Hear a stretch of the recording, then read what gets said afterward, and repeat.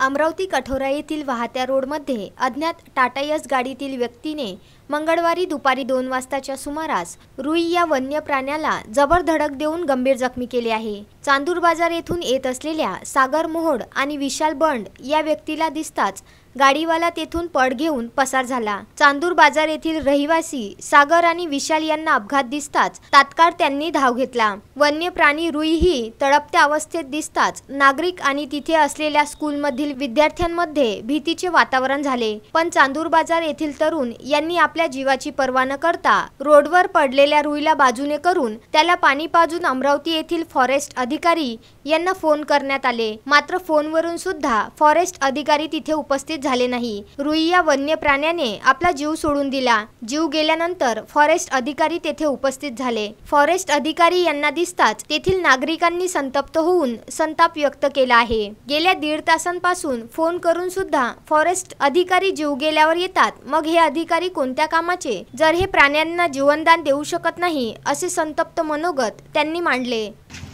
1-1.5 घंटा झाला इथं ॲक्सिडेंट होऊन ह्या रुईचा, तरी हे कोणीच आलं नव्हतं। आता आलेले आहे तरी ह्या रुई मेलेला आहे।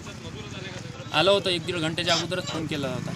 जसा ॲक्सिडेंट झाला तसाच बाकी लोक होते, नागरिक होते सगळे, त्यांनी फोन केला होता। टाटा एस होता, निघून गेला तो। त्या टाटा एसनं झाला होता। 1.5 घंटा झाले। सुयोग गोरले, विदर्भ न्यूज, चांदूर बाजार।